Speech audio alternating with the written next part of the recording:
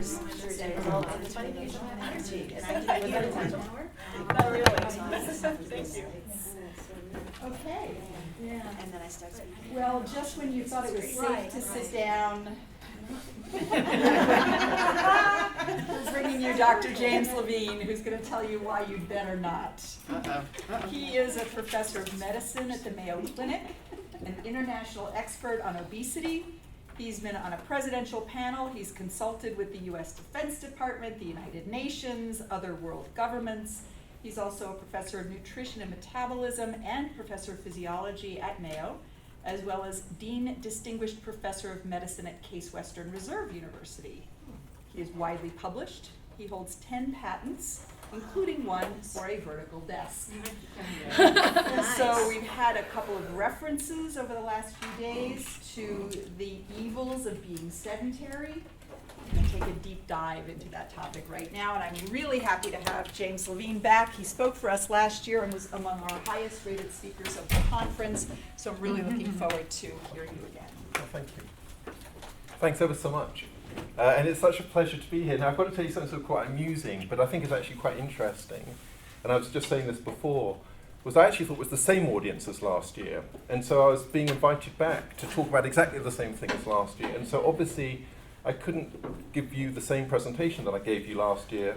Otherwise, it would just be absolutely ridiculous. And so it was really interesting for me taking, my normal spiel, if you like, and putting a different spin on it, repositioning it in a way that I hope, I hope won't be boring, based if you were here last year, but you obviously weren't. So it was really interesting. And so, but on the other hand, I've seen the same shift in society as I work with the press, the media, but with the public and with companies.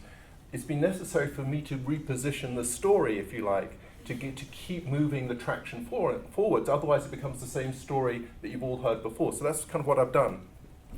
So how can your chair be killing you is the first question, and it, how can something we do all the time be so harmful? Well, again, if you think about it for a second, we eat. And we've eaten all the time, and obviously sort of generations ago that wasn't harmful, but all of a sudden, excess nutrition we all recognize to be harmful. I call it nutricide. So eating, so something we do every day, eating, can also be harmful.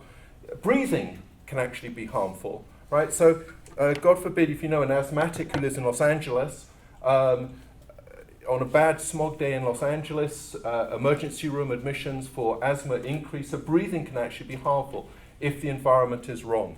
And so in exactly the same way, sitting, which is of course a natural response to a very busy, active day, a rest from activity, sitting when done in excess is harmful as well. And I thought in order to position you, so to speak, pun intended, correctly, I would give you a quiz to see whether you're actually addicted to your chairs.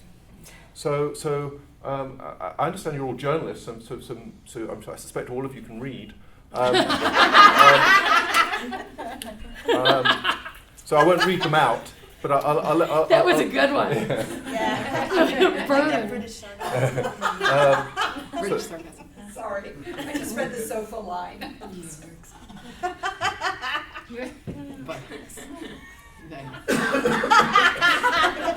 one. Okay, and here's your points. Again, so a point for each yes, and I don't want to know the answers, and there's no sort We of... don't either.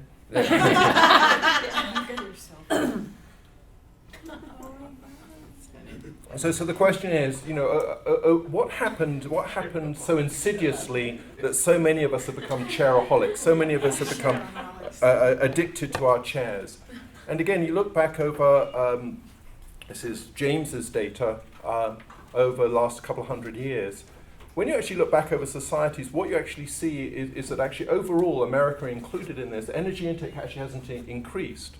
The only country that's actually got a demonstrated increase in energy intake is Australia. In the UK, since 1980, obesity rates have doubled, but caloric intake has actually declined. And so what has happened? So it's not as though it's the knife and fork versus the chair, but what's happened is we've maintained an inappropriately high intake as our energy expenditure has progressively declined over the last couple of hundred years? Well, the first thing that happened was the Industrial Revolution, where people moved from agricultural communities that included warfare, hunting, and so on, and of course agriculture, into cities, into sort of factory-based living. Then you got mechanization of that process, both in factories and in offices. Over about the 1940s, of course, you had the invention of the car, and then the development of people living, driving to work as opposed to walking to work. And of course, the future is rosy. So,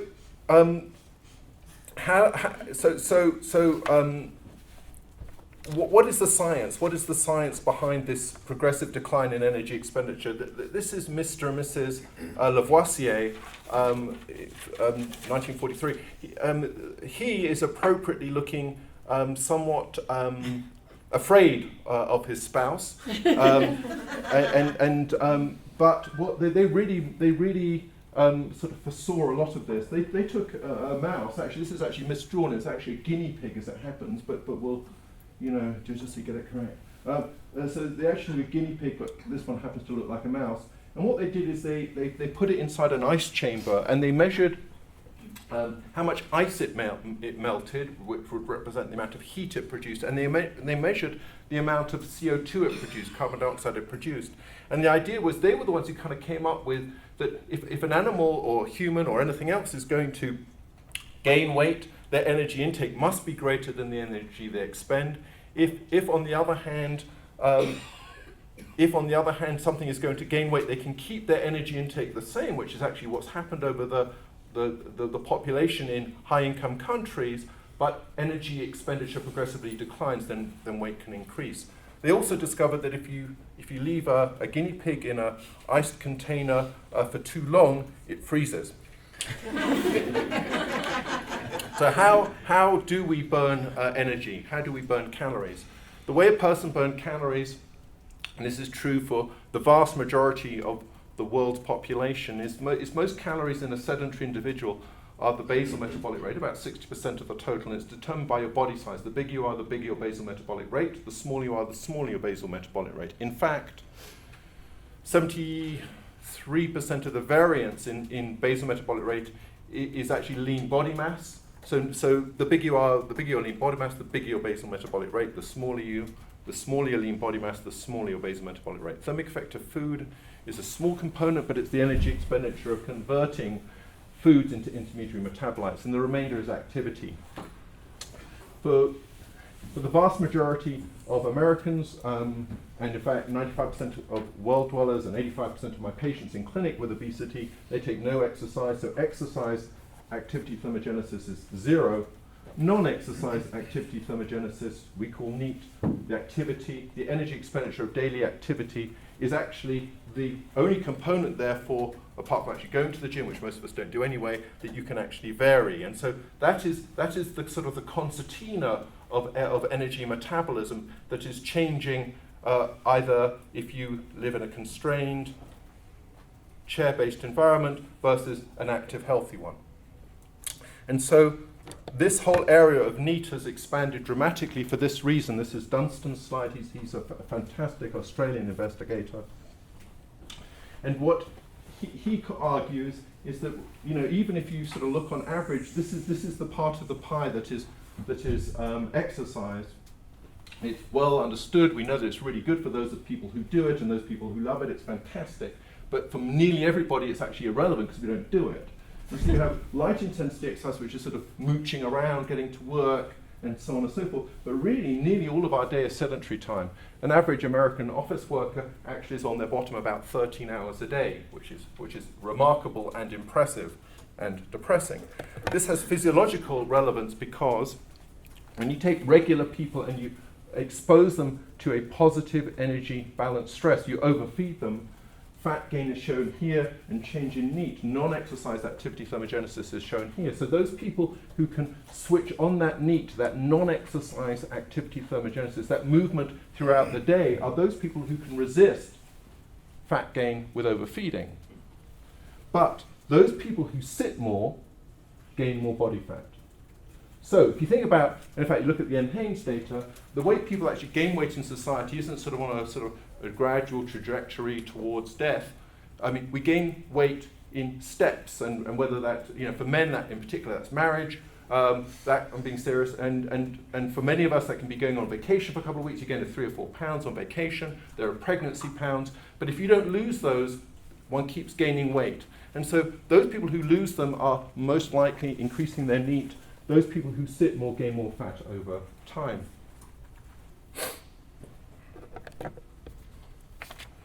We wanted to understand exactly how that happens, and so we went into the underwear industry, because most Americans wear underwear. And these underwear are shown as, from obviously Mayo Clinic, and so these underwear are shown as overwear, and are respectable journalists and not bioscientists, but the holes are for biological functions. And all sorts of biological functions. And what happens is these various sensors allow us to measure people's body postures, whether they're sitting, standing, moving, lying, pitch and roll, which is whether they're rolling and pitching, and these measure the movement in all these different body positions. And this allowed us, and this was already about now 10 years ago, John must be, hey! I'm sorry. How are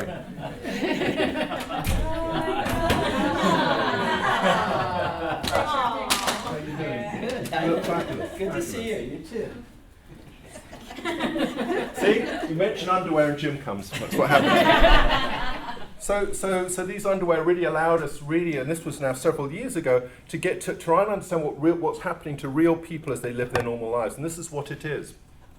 People with obesity living in the same environments as people who are lean. No one goes to the gym in our experiments because that's representative of normal Americans. Normal people living in normal office jobs, those people who are lean are those people who are up and moving 2.25 hours a day more than people with obesity. People with obesity sit more. People with obesity sit more, they move less, and they have more body fat. You said 2.25 hours? 2.25 hours a day is what Is I that said. the cause of the effect? Very good question. We'll come to that. I mean, give me another hour and we'll talk about it. But we're going to that's exactly the question. Is it biology or is it environment, right? Very quickly, what's really, really cool and really interesting is if you actually take a group of people with obesity, and we've done this, and you have them lose weight on a research center and then remeasure them, there is remarkable inter-individual correlation, meaning Mrs. Smith, if she's always a sitter at the far end of this standard deviation, she'll remain a sitter. So there's a lock-in, but is the lock-in genetic or is it programmed over several weeks and months? That's the question. The answer is most likely the latter, because otherwise none of these interventions I'm going to share with you would have been effective. But it's but again, we could talk much more about it, but that's the answer. And coming straight to that point is, so how is all this regulated? So if you've got people who are more prone to be seated, and again, if you think about it, if we all have the same environment, people who are lean and people who are obese, but everyone who have obesity who are in the same environments, why are some individuals, whether it's cause or effect, we'll come to, why are some individuals more prone, more seduced, if you like, to the chair? What is it about the chair that seduces some people to the others? Well, the brain is naturally wired to do various things. And there's only one thing on this chart that the brain is actually, this is a test for all of you. We had several graduate students go through this, and most of them sort of got it incorrectly. I mean, the brain is only naturally wired to do one of these 6 things. And please try and work out which one it is. Okay, so it's number 4 is the correct answer. Yeah. So how does it happen? Well, colleagues of mine, Kathy Kotz, Colleen Novak, fantastic researchers, neuroscientists, took a group of rats, and this isn't a religious head covering, it's actually a needle that penetrates, it's a nucleus within the hypothalamus. It's a tiny part of the brain, and it's done with stereotactic clamps. It's incredible to see it done. And what happens is these animals have these needles placed into controlling nuclei within the hypothalamus to ask the question, why is it that some, in this case animals, are more prone to be seated whereas some animals are more prone to be active. Is there a chemistry? Is there a chemistry that can explain this? Lana is taking Mark 37's head between her thumb and these animals tolerate this incredibly well. Medical students don't, but the animals do. and she's holding the Mark 37's head carefully between her thumb, and the animal's alive and doesn't struggle, and she's putting inside this cannula, right into the paraventricular nucleus, she's injecting chemicals, right, to understand whether there's a fundamental chemistry that connects movement to nutrition, movement to health, right? That's what she's doing. Then she takes the animal, Mark 37, puts it inside this chamber, and the chamber measures its NEAT. The reason all these animals were called Mark was the name of Lana's ex-boyfriend. Really? Yeah, she was one happy girl on sacrifice day. Anyway, I probably shouldn't have told you that, but she was. And then she joined the Marines, very interestingly. I think we digress momentarily. So these groups of rats these are inbred 19 generations. You can't do these experiments quickly in humans for obvious reasons.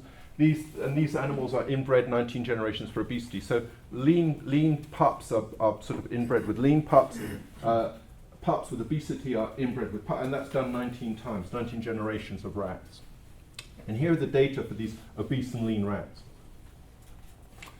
The rats inbred for obesity are injected with those chemicals. In this case, orexin. There are some other ones, neurometrin U. There are various chemicals that have been shown to mediate NEAT, but this is just one of them. And the rats inbred for obesity are injected with progressively higher doses of the stimulant, if you like, for NEAT, right into the center of its brain, in the paraventricular nucleus of its brain. As you can see, the more of the stuff that gets injected, the more the animal moves. Okay? The animals inbred for obesity respond this much, one hand. The animals inbred for leanness respond two hands. Okay? So what that suggests is that the animals inbred for leanness are that much more responsive to chemicals to move. The animals inbred for obesity are those in Starbucks. Not, I'm suggesting there are rats in Starbucks. Not at all. But if you go to Starbucks, you'll see people are naturally jumping up, so getting up and down. They're forgetting something. They're rushing out, shifting around. But then there are others who are calmly sitting, reading, and nothing seems to move. Nothing seems to bother them. And so you get a sense that there are different responsivenesses inside of the brain, based on whether one is prone to have leanness or prone to have obesity. There are internal responsivenesses. That's a scientific term, by the way. Okay, so there's a biology at play, and that biology is driving animals, let's argue politely humans, there are data from humans too now, to be more active or inactive. There are data suggesting that as we overfeed, as happens to all of us, those who move more burn off those calories, those who don't respond, those who sit more gain more body fat and ultimately obesity. Those individuals with obesity, multiple studies have shown now, are those who are more prone to be seated in the same environment as those lean. So there's a biology at play. But what are the environmental influences? And I think the important thing here to bear in mind is that obesity didn't really exist, or was a rarity before that industrial revolution a couple of hundred years ago, as we were all living in agricultural environments. So what's happened? Am I an individual who is controlled by my society, or am I an individual who controls my society? So that's sort of way out of the scope of my knowledge base, but you get the idea. And so when I think about environments, it's not just necessarily about whether your office has a comfortable chair like this one, like these ones, or whether you walk to work, but it's much more profound. So for example, the economy is profoundly important, as I'll show you. Poverty is a major driver of obesity in the United States. Transportation is a major predictor of whether somebody will go to a park or not, for example. Schooling, what happens at school is self-evidently important to kids. but it's also self-evidently important because that's obviously where kids get their first cigarette and their first access to drugs, and pregnancy is a big issue. So when I think about environment, it's an ecology. It's more than simply whether my office does or doesn't have treadmill desks. So we were really interested in this question. And in order to start sort of understanding this from a sort of an anthropological perspective, we conducted, with the United Nations, studies in Côte d'Ivoire, in the Ivory Coast. We went to agricultural communities. We went to agricultural Mazel Tov. We went to agricultural communities, and we followed 3,300 people around. You're not allowed to do that in the United States. It's called stalking, but that's what we did. We were really interested to understand how society, how the construct of society affects NEAT, how much people move. So biology aside, right? I mean, how are these very early, but actually very patriarchal societies affecting a person's NEAT? The bars in red are the data for women, the bars in blue are data for men. This is age, and this is minutes of NEAT work NEAT per day. All age groups, you'll be surprised to see that women work more than men. Shocking. No, right. It is. Right, I assumed actually that the data were wrong. And so we had them rechecked, and it transpires that they're correct. And so not only, and in fact, this directly influenced their energy needs by 30%, and in fact, the women's energy needs by World Food Bank sort of food drops were underestimated by 30%. But very interestingly, it was sort of slightly irrelevant because there's a hierarchy when food is actually provided as aid, when the crops fail, as obviously happens from time to time. Men get it first, then the sons, then the daughters, then finally the mothers. But nonetheless, society is a primal driver of NEAT, as you can see here. And how does this actually equate to the real numbers, to the sort of the sitting disease, the chairman's curse, if you like? And so we took the magic underwear, we went to Jamaica. That's what one does for work. And I spent a considerable amount of time in Jamaica on the mission, so to speak. And we were interested in working in a real agricultural community. We put these magic underwear on a whole load of folk. And it wasn't just people working the banana plantation, it was the dancers, the hairdressers, all sorts of folk. One bloke got arrested, actually, because all the equipment he was wearing with the wires, they thought he was carrying an incendiary device, and he was taken to prison. We had to get the Minister of Tourism to help get him out. The one day he spent in prison is not included in the data set, but the rest of it is. And so people living in rural environments, and now this is hardcore, this is movement. People living in rural environments are moving twice as much as when individuals in these agricultural environments in Jamaica urbanize to Kingston, move to Kingston and take sort of office jobs in Kingston. People working in office jobs in Kingston who are lean compared to weight-matched individuals in the United States actually move exactly the same amount as people working in urban centers of the United States. So that urbanization idea is an incredibly powerful suppressor of movement. Your movement halves. And as we've already discussed, in obesity that movement is even less. But look at the power of urbanization halves the amount of movement. Now when it comes to sitting, you're sitting here at 300 minutes a day. Sitting doubles when you urbanize. And it's even greater in people with obesity, as we've discussed. So you've got American office workers sitting, 13 to 15 hours a day, and yet the natural amount of sitting compared to lean individuals is it's about a quarter of what people who are struggling with obesity are sitting.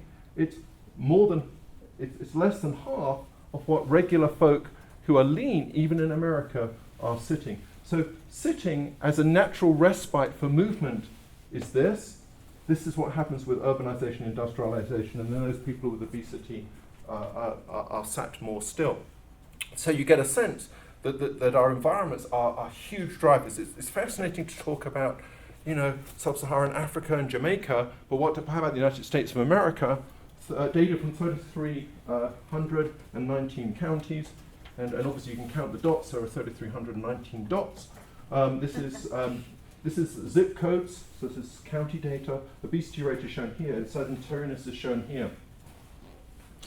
And what you see here, I think, to me, this is one of the most important pieces of data that I've seen in a while.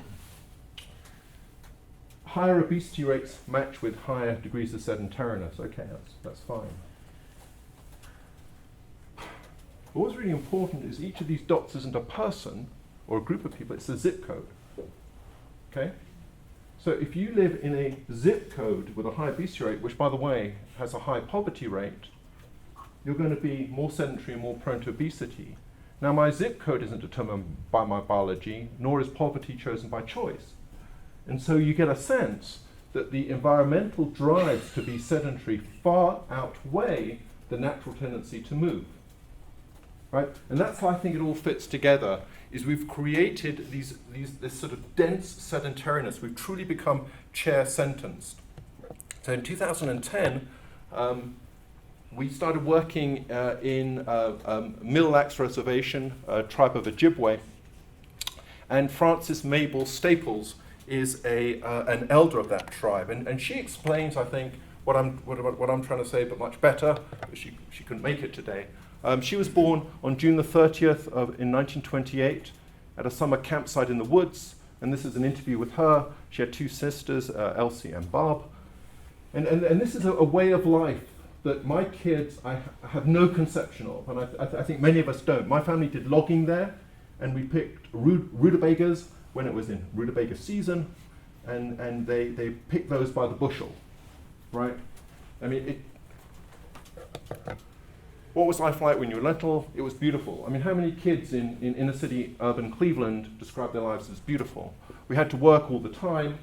Again, so I've worked in inner city Phoenix, and our kids aren't working all the time. We had to work all the time, help our parents outside in the heat and the sun. We used to wash socks. I haven't washed socks in a while. I use a washing machine. I haven't washed my own socks in a while. On one of those washboards. That was tough duty, those socks. They sure get dirty. What foods do you remember? The same as what we eat now. Oatmeal, bacon, fried bread, and pancakes. We had a big garden. We used to go out and take radishes, one of my personal favorites, and we'd go out in the woods. We had deer meat, our dads hunted and fished. We picked berries. Right. Okay, so that was a very sort of different way of life, but it was standard, and it's unrecognizable to how we live now. That's making flour yourself, and that's going to Trader Joe's, no conflicts of interest, and buying it. This is making your own clothes, and this is the current way of getting clothes, which is obviously on the internet. Okay, so how does this all weigh up? Well, the Lavoisiers were very interested in measuring the calories that people burn. And this is an anachronism. This is a man washing clothes by hand. A man washing anything by hand, you might argue, is an anachronism. But he is wearing a machine much like the Lavoisiers invented 200 years before. And what these kind of measurements tell us is job is a huge driver of how many calories we burn. So those people I'm showing you in Jamaica are burning 2,000 calories a day more than somebody working in a cubicle in modern America. I mean, this is not small stuff. These are massive differences. And so these data are borne out by multiple studies. And basically there's a gradation between those people who sort of, sweat and drink water and those people who sit at their desks and drink from bottles. And so it's not only, however, what we do at work, but it's also what we do in our leisure time. John was just telling me that he's got cuts on his hands from working in his basement in the evening. So I've known John for decades, in fact. So, probably gets home at 7 in the evening, knowing John, and, perhaps 4 or 5 hours is spent in the basement, working in the basement, and for all of that time is burning 150 sort of calories an hour. That's about sort of 600 calories of volitional, NEAT, non-exercise activity thermogenesis. I, on the other hand, leave work at about 3 in the afternoon, and on a long day, and then, of course, get home, sit on my sofa, get the remote control and the cell phone. Pizza will arrive shortly, I can control the remote control. And for that evening of 5 or 6 hours, I can burn, what, 60 calories and consume 2,000. And so the reason there's such a huge variability in NEAT is that some jobs, or most jobs, are so energetically confining. Our volitional activities are either in the basement playing video games or alternatively something more healthy and active. So am I an individual? I think I'm an individual when I can be, is the answer. So what is the chairman's curse?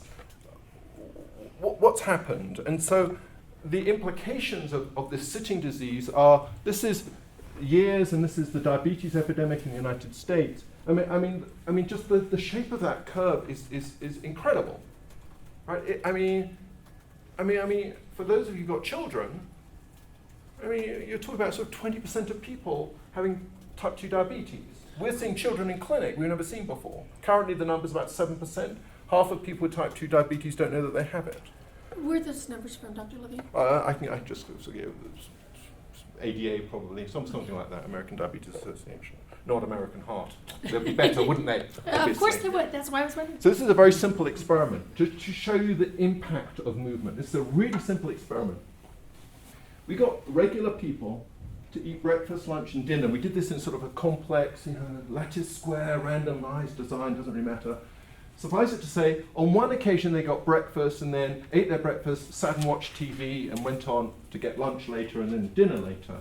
On another occasion, they get breakfast, and after breakfast they did a 15-minute, 1.5-mile walk. 1.5 miles is this fast, okay? In 15 minutes, so it's like a stroll after your dinner, okay? This is what happens to blood sugar.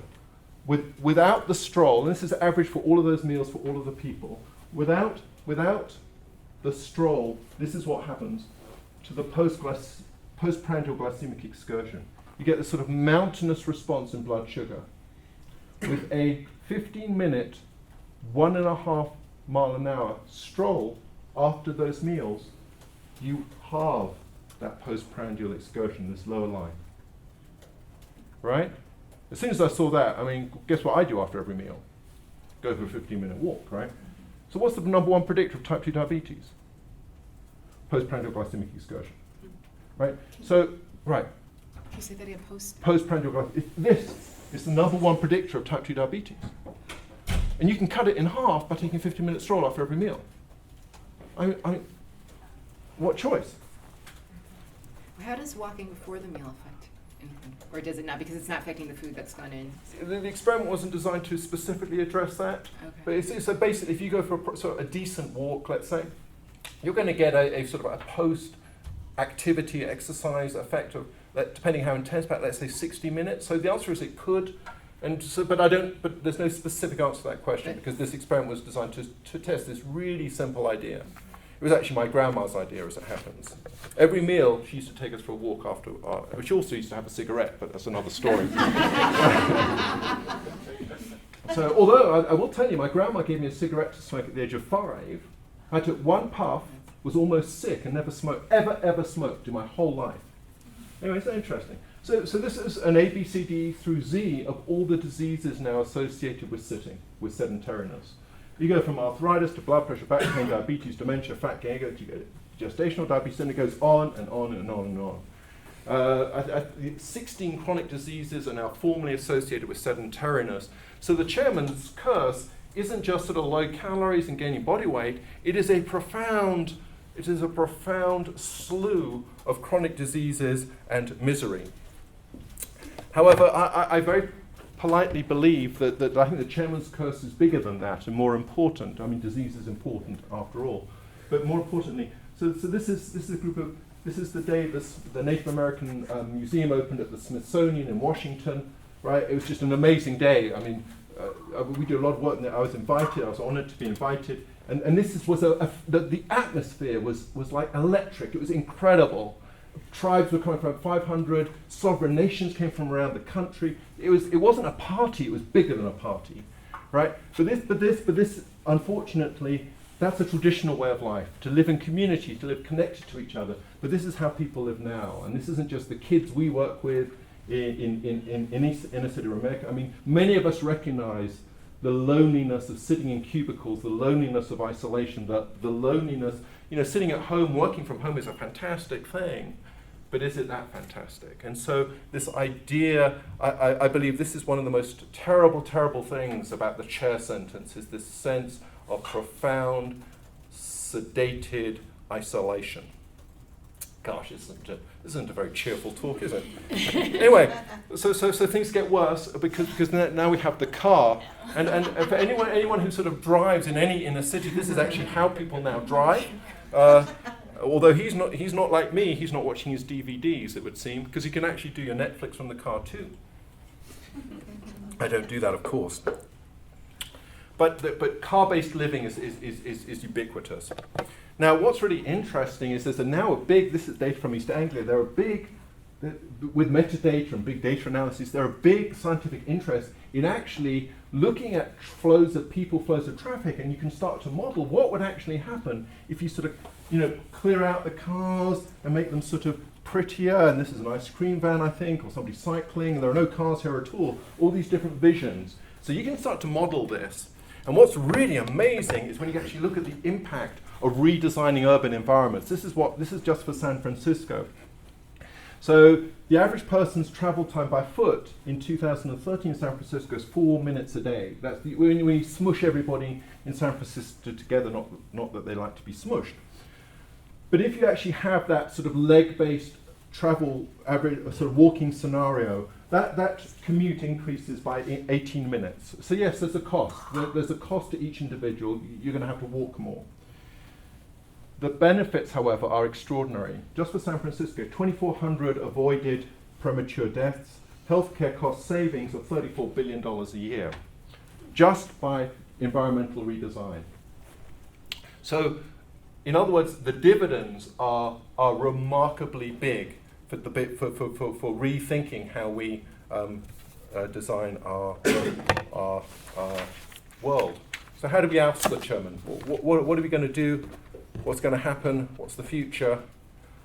And the future, we were just talking about this before, the future's happening. I mean, all of us in the scientific community, it's almost time for us to sort of withdraw from the scene, because there are about 10,000 publications when you actually add them all together. I've read them all, of course, and can recite most of them to you. But there are about 10,000 publications that talk about the ill effects of sedentariness, whether those are mechanistic, behavioral, or health outcomes based. So what are the solutions? Well, measuring activity is now this is really important. Initially, measuring stuff was sort of the domain of the labs, but it's become cool. I mean, whether it's a Fitbit, this is Nike Fuel Band, they've just shut that down. All 50 people got fired. But there's a story. We'll watch this space. I can't say anything, but I would watch that space if I were you, because there'll be an announcement relatively soon. But I mean, that's the Nike Fuel Band right there. I mean, it's cool. It's cool to wear a Fitbit. It's cool to wear this stuff, whether it's Nike Plus system, doesn't matter, whether it's your iPhone, which actually has an app to measure things. And so all of a sudden, this idea of self-monitoring, self-tracking has become ubiquitous. Now, what's really interesting is these technologies. So, if I'd have said to my Ph.D. supervisor, a few years ago, that I wanted to do experiments measuring, not questionnaires, measuring physical activity in 28,000 people, measuring their NEAT 10 times a second continuously for months on end, she would say I was completely and totally insane. But actually I blew up a lab. That's when she said I was really insane. But this is the Walk and Play app, and there are many other apps out there. The algorithms are now sort of published and licensed and all this kind of thing. 28,000 users. And the data in calories a minute, frequency, are exactly the same as what you see from the $8,000 magic underwear. And so all of a sudden, this idea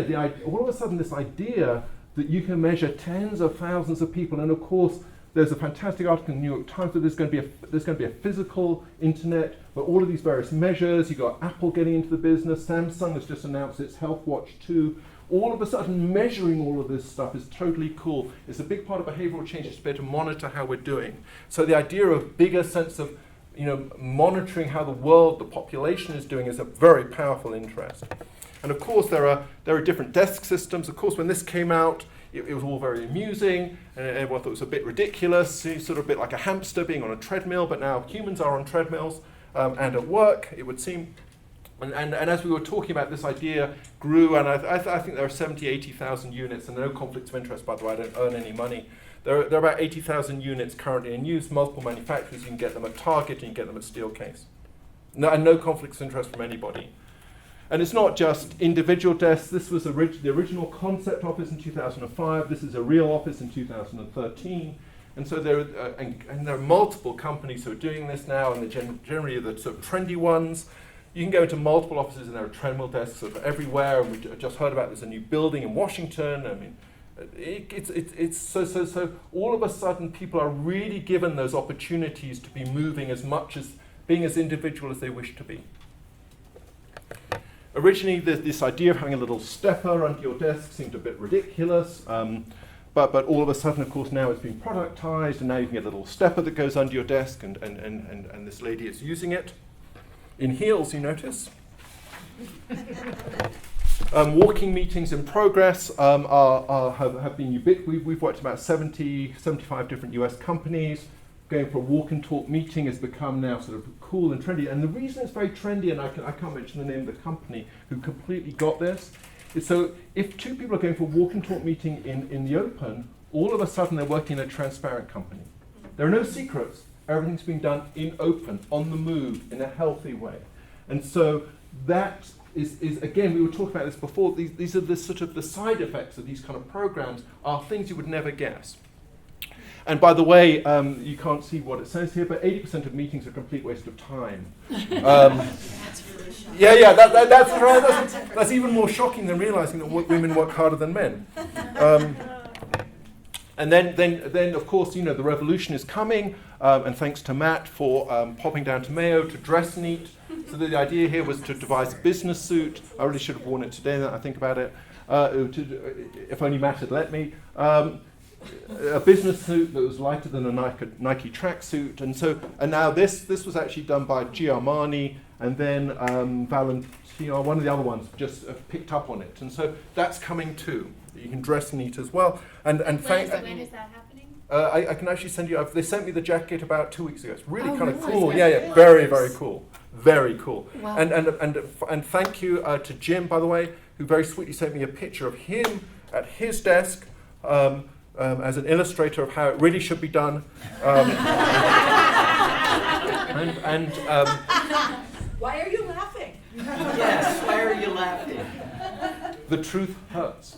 Oh, sorry, this is a group of journalists. Moving on.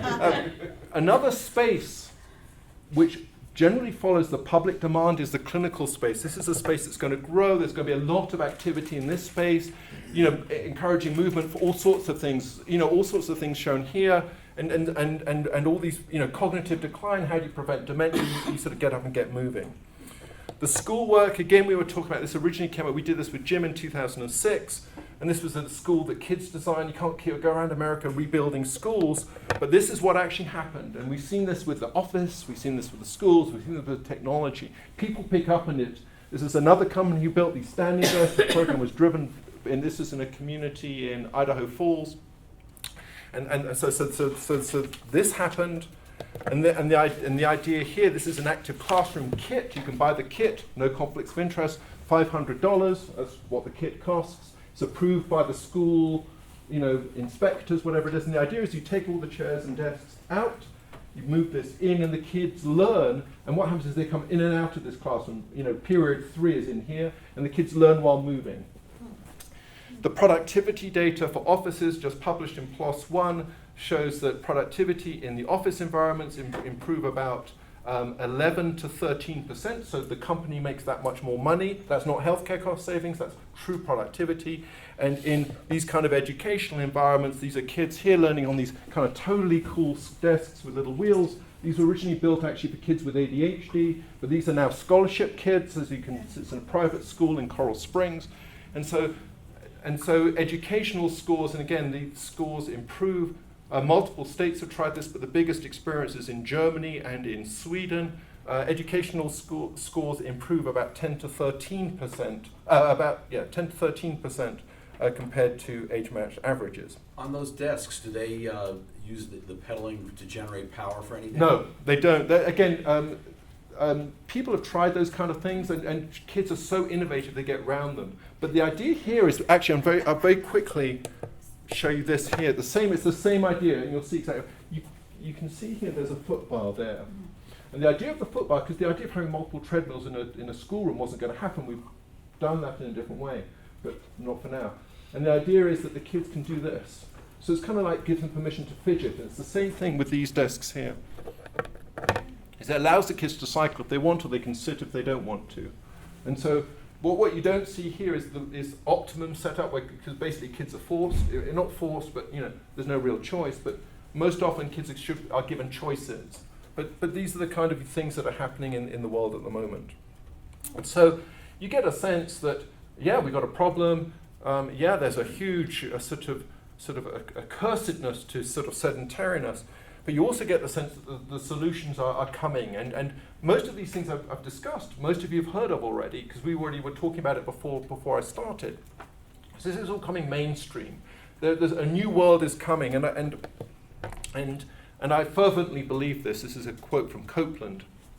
And this is a flower. I was doing a program in urban Phoenix, and just walked past this little thing. What we've done in Phoenix, this is so totally cool. I've got to tell you about it. Totally cool. The mayor gave us 3 public libraries to convert into health zones. There wasn't much traffic, meaning there weren't many people using the library, so they let us have them as health zones. We use students from the university to become mentors, and now these have become sort of so popular, we've now been given 3 other. We've now got 6 libraries. And I took this picture we did an opening. It was already 6 months out. Openings never occur on the day things open, they occur when they're successful. And so I took that flower on that day, so I always remember that flower. Anyway, science proceeds from the assumption that misery is not fated, because all events are caused, all problems can eventually be solved. Thank you.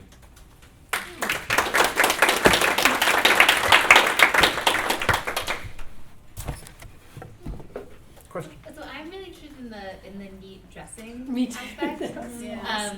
And I would talk so women wearing heels to work, and that's like what is maybe expected in many offices, and how horrible that is for getting people to be active. And So I don't know, have we got time? Are we okay for time? Yes. Okay, so I'll tell you a horror story. 30 minutes. Okay. 3 minutes? Okay, horror story. 30. Oh. Until noon. 30, well, then, couple horrors. 15 minutes for questions, 15 minutes for a walk. How about that? Deal? All right. All right, that's a deal. Okay, so horror story. So again, and this was at the time where I'd done the design with Steelcase, I had a conflict of interest, and they launched this in New York. And these treadmill desks were sort of like, So we got a call. I can't remember what show it was. You'll know better than me. Diane Sawyer was the artist, and so we invited down there, and they got 5 of these desks set up. There's Diane Sawyer. There's somebody Roberts, and another person who's an ex-basketball player, and another person whose name I can't remember. I think it was ABC Television, and it was live, real time, right? And Diane Sawyer is an extraordinary human being. She's a phenomenal TV presenter. And when she does her pieces, if she doesn't like something, she'll. So they have to reshoot it. She's absolute perfect, and her hairstylist is always with her. He's a phenomenal guy. And so I was like so into all of this, and so they bring in these treadmill desks, and so Diane Sawyer and this basketball player lady and another person, Deborah Roberts, and somebody else sort of come in, and Diane Sawyer gets up, sort of walks across, and he was like 4.5-inch heels, and I say, oh, yeah, that's right, you can't. And all of the ladies, it's like a total, when you add up all the inches of heels, it's like 20 inches, right? And I'm looking, and it's like one person falls off one of these treadmills, we're done. I'm finished, right?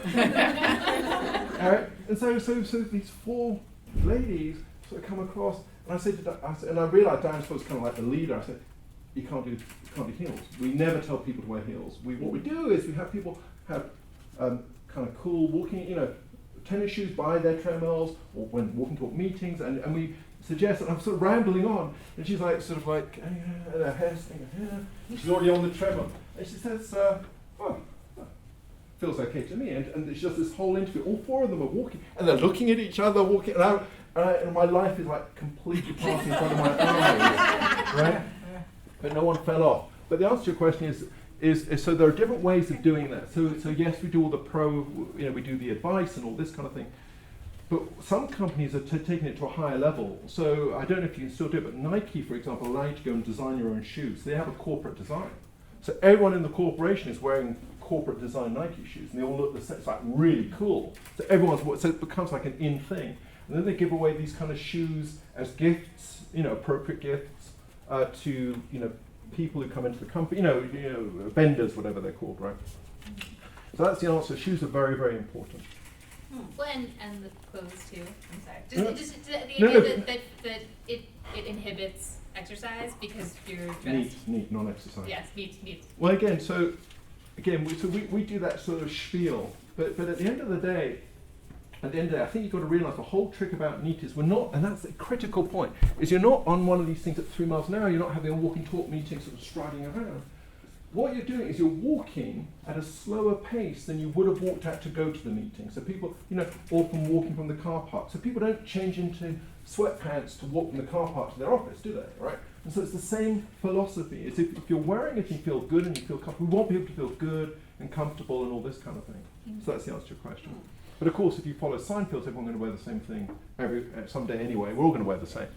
Dr. Levine, you did say that there were suits, though, that you've got the suit jackets. Well, I've got what's going on with that? Talk a little bit more about the interest by... Well, at this point in time, it seems to be sort of rather high-end. I mean, by high-end meaning I have one. But it's coming, right? So if all of this other stuff is coming, right, you already see, for example, Boss, for example, do a lot of their, you just go and look, a lot of their shoes are now rubber-soled, men's shoes are rubber-soled, women's shoes are becoming rubber-soled. So again, if you sort of go into some fashion, I don't spend much time in fashion stores, as you probably realise, but if one does, you'll see that, and go through the shoes, you'll see that there's sort of a divergence. Heels are getting taller, but flats are getting trendier, and so that's coming too. Is my only comment. I'm not really sufficiently. It's not my field. Fashion design is not my field. Although I've done underwear and suits. Who designed your suit jacket? I did. With Armani in Milan, and then we went to Singapore. But that was just really interesting, by the way. It was really cool. So you think it's all going to be sort of going to walk in. You got this idea. I wrote to every single fashion house I could think of on the internet, and they were the only ones who replied, and I had to fly myself out there. And what you expect, or what I expected is, so this is actually really interesting. You expect to walk into a space, and lots of artistic people are sort of being very artistic and drawing things all the time. But it's not like that at all. It was all done on CAD, which is industrial software. We've got material scientists who are talking about the wick and the weight and the weave and all this kind of thing. And then the collar of that suit was actually an 18th century collar, and that was selected to be representative of pre-industrial revolution style. So there was a historian involved. And so it's all sort of, again, to me, and again, I suspect Jim and John may agree, the trick to a lot of getting the science out of the ivory tower into society is to find the right collaborator and collaborate. And if you like, a lot of what we do is sort of, here's what we need, we're willing to put it into trials and test it, but you guys have the expertise in fashion design. It's kind of what I was saying to you, is you have the expertise, take it, but we need it. When are you going to try to make these? You said you went to Singapore, so Correct. Are you in the manufacturing stage now? I am not. I've handed it on. Someone? I don't really know the answer to your question. I definitely have the Armani version, which is very, very cool. So is Armani considering making these? Well, they already do. And again, Okay. I suppose I should take a photo of myself and send it to you. Would you? Oh, with pleasure. Okay. And what's the material like? That's what's so interesting. So this is a sort of a pretty standard guy's men's suit. And of course, women's versions exist too, goes without saying. So it's about a third of the weight of this. It's extraordinary. It's just a single layer, but it looks totally extraordinary. And it's very much along the same design. I'll send you a picture, with pleasure. Okay, thank you. With pleasure. What's the Armani neat? Hey! Yeah. We must stop meeting like this. Oh, I'm just the warm-up act. I'm just the warm-up act. I'll just send you a picture then, Okay. with a copy of the label. Okay, I'm sending you my email too. What was the cost of it? We can Again, I send don't know, to it's just everyone. Everyone, please. Everyone. Send that to everyone. Oh, Yeah, we all want it. all right. I've got to do a gig on Thursday. I'll do it then. All right. So it sounds like the thrust of your presentation here is that the obesity in this country is much more a function of a decrease in activity than an increase in eating. It's the concomitant presence of both. I mean, I think that's actually a really important point. I don't think this type of, the people who are here today, who I know, it isn't that sort of contrary crowd. But I actually spend quite a lot of time emphasizing that it isn't the fork and it isn't the chair independently. It is the combination where we're eating more than we need. If we burn more calories, theoretically we could eat more calories. But it is the concomitant presence of excess eating relative to low energy expenditure, or low energy expenditure relative to inappropriately high energy intake. And so I think it's really important, in fact, and again, just to emphasize from my perspective, we don't deliver any of these corporate or school programs without a very significant nutrition component too. And I think I wouldn't go so far as to say it's irresponsible, but I think it isn't correct to isolate one thing from another. Being active, even independent of if one is slim, sedentariness is still associated with disease. And so even independent of that, being more active is healthier for us as a population.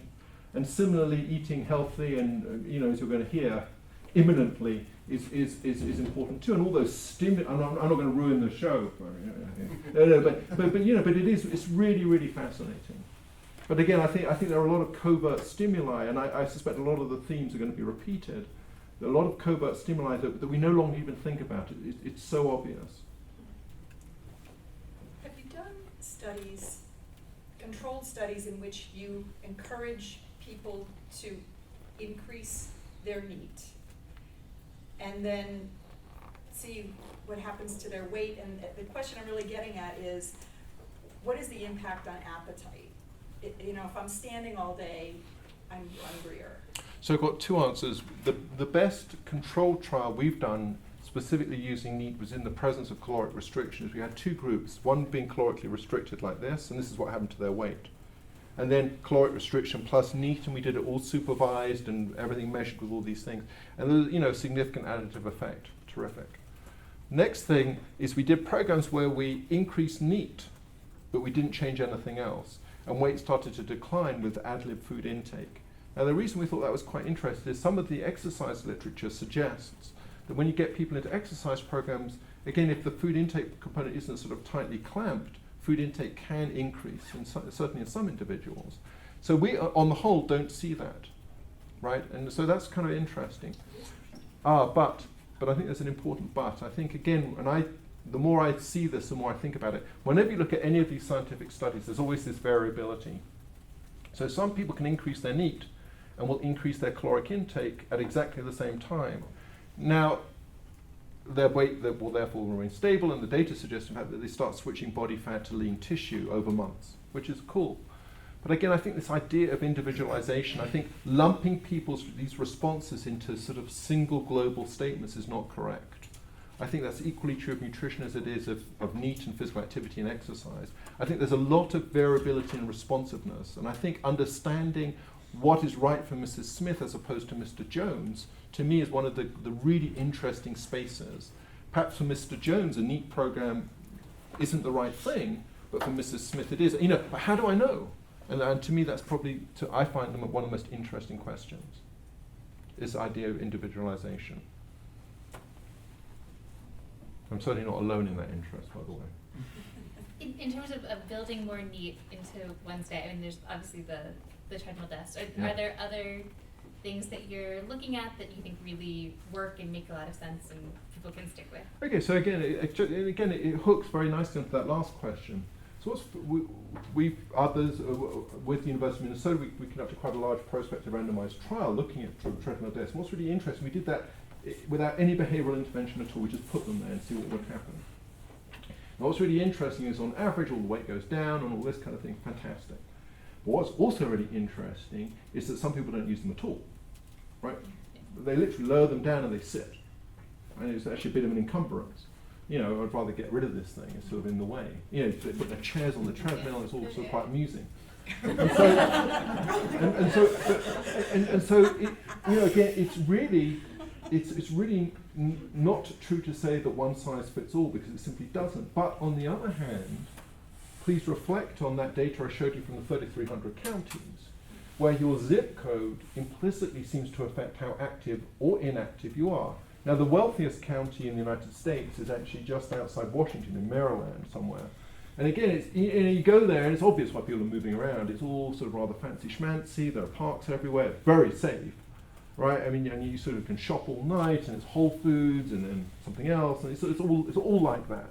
And you can imagine sort of, you know, meandering around and parking, you know, it's all, people are skateboarding, all this kind of thing. Now, the poorest county is in South Dakota, and it's actually a Native American reservation, sort of around the Pine Ridge Reservation, right? So there, it's rural, right? But people are highly sedentary, and there are other sort of social poverty is the driver.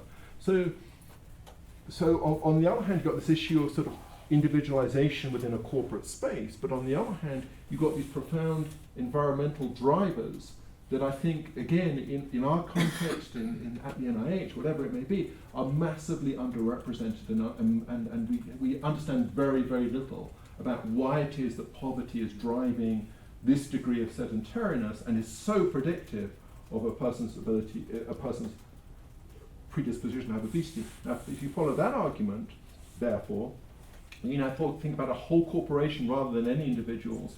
If you now build a corporation that is implicitly active, what you're going to do is you're going to take the workforce curve of chronic disease, of obesity, inactivity, and all those chairman's curves things, and you're going to shift it to the left. Right? So some people will remain inactive and have obesity, but the whole corporation will be healthier, just as if theoretically you reversed poverty. And you know, so that's how I would think about it. There's always a mixture between the individual and the place the individual finds themselves in, and to think those two things are separate, in my opinion, is a mistake. Okay. So in terms of rural communities, I've heard of things like for safe routes to school, since that won't work, there's this idea that you have a remote drop-off, that you sort of have like a quarter mile or half mile from the school, so that the kids can get that walk-in. Is there anything else that's sort of like that? Well, again, so actually Jim has done, I think, something very similar to that. He'll tell you about that. We did one in Milan, which was really interesting. It was Milan, yeah. It was purely by coincidence. Different trips, different reasons. But the idea there was really interesting. So what we got, again, I was cursorily involved, but nonetheless we'll take the credit. The bus drivers on fine days, on fine weather days, walked the children to school. Right?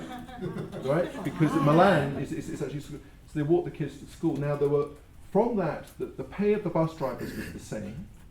The insurance company that covering the bus thing, you know, the buses themselves, agreed for every day that the bus drivers walked, they wouldn't, you know, they'd cut their insurance. They didn't pay, obviously, because they're not driving around, right? They switched off the insurance.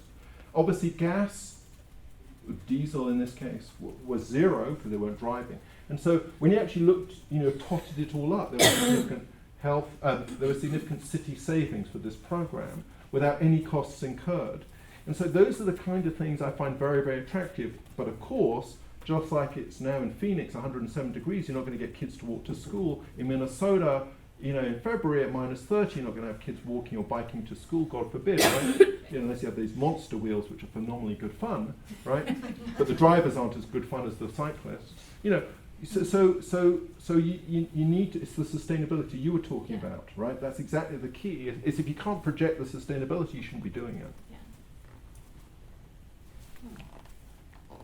Other questions? Time for a walk? Oh, 10-minute walk? Well, actually, they have plenty of time because it is time for lunch. Oh. Awesome. So you're welcome to have lunch and then take your 15-minute walk, lower that glycemic. You got it. Postprandial glycemic excursion. We are finished until 1 o'clock. So enjoy your lunch, enjoy your walk.